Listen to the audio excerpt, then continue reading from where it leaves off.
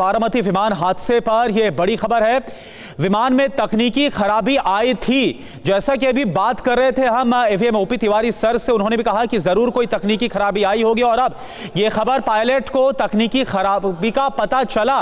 यह बहुत बड़ी खबर है। पायलट ने तुरंत एटीसी को इसके बाद जो एयर ट्रैफिक कंट्रोल है उसे इसके बारे में सूचना दी, खबर दी। पायलट ने एटीसी के मेडे कॉल किया। मेडे कॉल आप समझिए ये तब किया जाता है जब कोई आपातकाल स्थिति होती है और उस दौरान पायलट की तरफ से जो मेडे कॉल है वो किया गया। तो ये बहुत बड़ी खबर है, क्योंकि सवाल यही उठ रहा था कि आखिर क्या हुआ इस विमान के साथ जिसके बाद ये बड़ा और बेहद ही दुखद हादसा हुआ। तो पायलट को तकनीकी खराबी का पता चला और इसके बाद एयर ट्रैफिक कंट्रोल को मेडे कॉल किया गया, यानी कि आपातकालीन जो हालात थे वो हो गए थे विमान की इस फ्लाइट के दौरान, और ये तकनीकी खराबी की खबर। बिल्कुल, और इसी से जुड़ी एक और बड़ी खबर है। पायलट ने लैंडिंग की इजाजत मांगी थी, एटीसी को इन्फॉर्म किया था, टेक्निकल ग्लिच था, तकनीकी खराबी थी, ये अब क्लियर हो गया है। एटीसी ने लैंडिंग की इजाजत दी भी, लैंडिंग के वक्त ही, लेकिन यह विमान क्रैश हो जाता है। तो देखिए, हम सबके जहन में घटनास्थल से इस क्रैश की तस्वीरें देखने के बाद जो सवाल उठ रहे थे उनमें से बहुत सवालों के जवाब अब मिल रहे हैं। एटीसी ने लैंडिंग की इजाजत दी भी, लेकिन पायलट को लैंडिंग का वक्त नहीं मिला, यह कहा जा सकता है। तकनीकी खराबी जो आई वो इतनी बड़ी थी कि पायलट विमान को संभाल नहीं पाए। पूरी कोशिश करने के बाद भी यह विमान क्रैश हो गया। एटीसी को पायलट ने इन्फॉर्म किया था, मेडे कॉल दी थी और परमिशन से एटीसी की आपात लैंडिंग करने की कोशिश भी की, इमरजेंसी लैंडिंग करने की कोशिश भी की, लेकिन उसके बावजूद यह विमान क्रैश हो गया। कुमार कुंदन हमारे साथ मौजूद हैं। कुमार, और क्या अपडेट मिल रही है? हादसा क्यों हुआ? बहुत हद तक सामने आ रहा है एक बड़ी तकनीकी दिक्कत की ओर साफ तौर पर इशारा किया था पायलट ने, यह पता चला है। देखिए, अभी तक जो सूत्रों के हिसाब से जानकारी मिल रही है उसके मुताबिक पायलट को ऐसा लगा कि कोई टेक्निकल ग्लिच है। हाँ। और विमान को तुरंत नीचे उतारा जाना जरूरी है और इसके लिए बाकायदा उसने एटीसी से अनुमति मांगी। एटीसी ने फौरन इस बात की अनुमति दी और कहा कि आप विमान को नीचे उतारिए। इसके लिए बाकायदा मेडे कॉल किया गया, लेकिन अनफॉर्चुनेटली जब ये लैंड हो रहा था तो उस समय क्रैश लैंडिंग हुई, मतलब इमरजेंसी लैंडिंग नहीं हो पाई और क्रैश लैंडिंग की वजह से ये सारी घटना हुई है। तो जो सूत्रों से जानकारी मिल रही है कि मेडे कॉल किया गया पायलट की तरफ से और कोई टेक्निकल ग्लिच आता था जिसको पायलट ने भांप लिया और इसके लिए मेडे कॉल किया। एटीसी ने तुरंत इमरजेंसी लैंडिंग की इजाजत दी, लेकिन इससे पहले की इमरजेंसी लैंडिंग हो पाती विमान क्रैश हो गया। तो ये एक बड़ी जानकारी निकलकर सामने आ रही है। थोड़े समय पहले ही विमानन कंपनी की तरफ से ये कहा गया था कि कोई ऐसा टेक्निकल ग्लिच नहीं था, लेकिन सवाल ये उठता है कि अगर कोई टेक्निकल ग्लिच नहीं था तो पायलट ने क्यों अनुमति मांगी इमरजेंसी लैंडिंग की।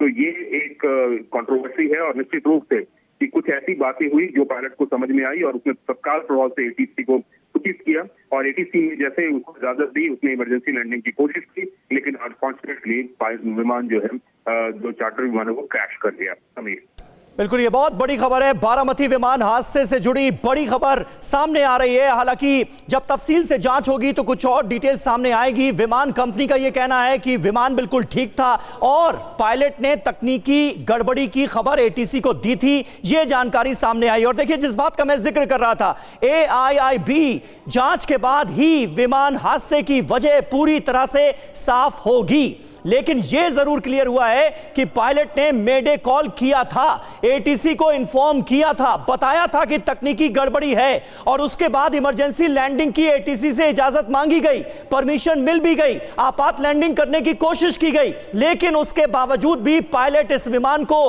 हादसे से बचा नहीं पाए। यानी हर संभव, हर मुमकिन कोशिश पायलट की तरफ से की गई, लेकिन तकनीकी गड़बड़ी इतनी बड़ी थी कुमार कुंदन कि पायलट पूरी कोशिश करने के बाद भी विमान को बचा नहीं पाए। यह शुरुआती तौर पर तो क्लियर हो रहा है। निश्चित रूप से समीर, और पहली बात जो क्लियर हो रही है कि इसका मतलब है कि चारों तरफ से कम्युनिकेशन ऑन था और सब लोग एक दूसरे से बात कर रहे थे, इसका मतलब है। लेकिन हाँ, क्योंकि बिल्कुल भी मौका नहीं मिला, और मौका इतना भी नहीं मिला कि विमान को बचाया जा सके, क्योंकि अगर एटीसी से कम्युनिकेशन हो रहा है, पायलट बता रहा है कुछ, तो इसका मतलब कुछ प्रॉब्लम था। हालांकि डबल इंजन विमान की बात बताई जा रही है। हालांकि इस विमान से पहले भी दुर्घटनाग्रस्त हुआ है, मुंबई में एक बार पहले भी दुर्घटनाग्रस्त हो चुका है। लेकिन अगर इस चार्टर फ्लाइट की बात करें तो ये डबल इंजन चार्टर फ्लाइट थी। जो बताई जा रही है कि क्या टेक्निकल ग्लिच थी, ये तो ब्लैक बॉक्स और तमाम दोनों की चीजें को मिलने के बाद पता चलेगा।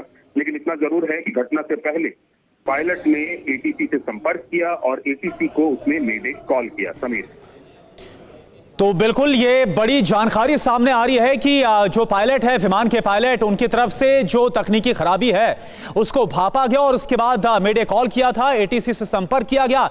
लेकिन जैसा हमारे संवाददाता भी लगातार बता रहे हैं कि जहां पर बारामती में ये विमान क्रैश हुआ, हादसे का शिकार हुआ, वो ऐसी जगह है जो कि बहुत ही ज्यादा दूर दराज और वहां पर काफी ऐसा पहाड़ी इलाका है और वहां तक बहुत ही दुर्गम ये इलाका। लेकिन जिस जगह पर जाकर विमान क्रैश हुआ उसके बाद क्या हाल हुआ ये आप देख पा रहे हैं। अभी जानकारी ये सामने आ रही है कि अब इस विमान हादसे की जो जांच है वो AAIB की तरफ से की जाएगी। इससे पहले जो जानकारी VRS एविएशन की तरफ से रखी गई थी, तब उनकी तरफ से जरूर कहा गया था, जो कि विमानन कंपनी है जिसका विमान था, कि कोई भी तकनीकी खराबी नहीं थी।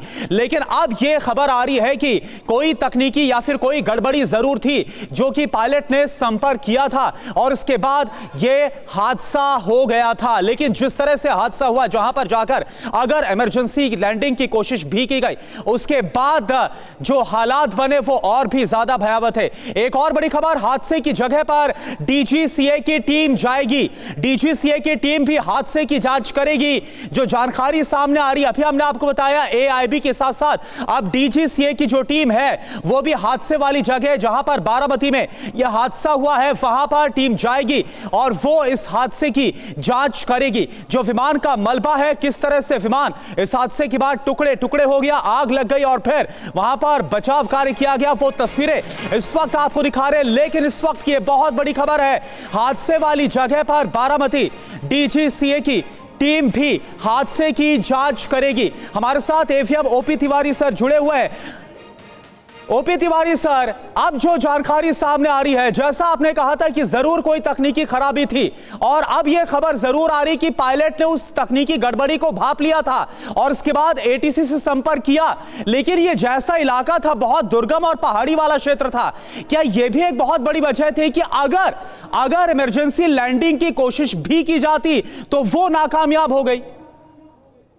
करुणा, देखिए एक चीज कहना चाहूंगा कि भाई एयर क्रैश 2-3 कारणों से होते हैं। टेक्निकल फेलियर, पायलट एरर और मौसम भी उतना खराब नहीं था और पायलट भी एक्सपीरियंस थे जो एयरफील्ड के पास थे। अभी देखिए एयरक्राफ्ट फ्लाइंग के लिए क्या होता है, ड्रैग को ओवरकम करने के लिए लिफ्ट जनरेट किया जाता है। पहली बात मैं कहना चाहूंगा इंजन की problem. OP Tiwari ji, 1 minute के लिए आपको रोक रहे हैं। पायलट ने 2 बार लैंडिंग की कोशिश की थी। आपको भी अपनी बात बेहतर तरीके से रखने में ये मदद करेगी खबर। दूसरी बार लैंडिंग के वक्त हादसा हुआ। देखिए OP तिवारी सर, अब ये बड़ी जानकारी सामने आ रही है कि 1 नहीं 2 बार इमरजेंसी लैंडिंग की कोशिश पायलट की तरफ से की गई और दूसरी बार जब लैंडिंग की कोशिश की गई तो उसी वक्त ये हादसा हो गया। इससे क्या पता चल रहा है OP तिवारी जी? देखिए इंजन फेलियर अगर एक होगा तो दूसरे पर भी अपना लिफ्ट मेंटेन करके एयरक्राफ्ट रनवे के आसपास पहुंच सकता था। इसमें कोई ऐसा कंट्रोल कॉलम का फेलियर था जिसकी वजह से लिफ्ट जनरेट नहीं हो पा रही थी ताकि एयरक्राफ्ट फ्लाइंग कर सके। बिकॉज पायलट फुली सेंसेस में थे, उन्होंने अपनी इमरजेंसी कॉल मेडे जो इमरजेंसी में दिया था वो कर चुके थे, कंट्रोल कर रहे थे। लेकिन अगर एयरक्राफ्ट में लिफ्ट ही अगर डेवलप नहीं हो पा रहा जिससे एयरक्राफ्ट हवा में रहता है, तब उसके कंट्रोल से बाहर है। अगर लिफ्ट थोड़ा बहुत जनरेट कर सकता था, थोड़ी स्पीड हो, तो मुझे लगता है इसमें कंट्रोल कॉलम का फेलियर है जो किसी तरीके से कहीं अटका हुआ था शुरू में और पायलट ने सोचा होगा कि हम मेंटेन कर सकते थे, लेकिन बाद में जो भी फ्लैप हो या कुछ भी हो वो ऐसा अटक गया होगा ताकि लिफ्ट मिलना बिल्कुल बंद हो जाए। यानी शुरुआती तौर पर इंजन खराब हो गए और वैसे भी 2 इंजन थे इस विमान में, तो दोनों इंजन एक साथ खराब हो जाएंगे इसकी संभावना कम ही होती है। तो आप उस बात को नकार रहे हैं कि इंजन की खराबी की वजह से नहीं बल्कि तकनीकी दिक्कत जिसका जिक्र हो रहा है, जो आप कह रहे हैं वही है कंट्रोल कॉलम फेलियर है। कंट्रोल कर लेता हूं। हाँ। और प्लस दूसरी बात बताना चाहूंगा, एयरक्राफ्ट की हिस्ट्री में अभी नहीं पढ़ पाया हूं कि कैसे फ्लाइंग किया, कितने इंसिडेंट हुए थे। आपको 1-2 घंटे टाइम लेंगे तो बता दूंगा, लेकिन जहां लग रहा है जिस एयरक्राफ्ट में 2 इंजन है तो वहां इतना लिफ्ट, इतना ज्यादा हैवी वेट नहीं होता कि एक इंजन सस्टेन न कर पाए।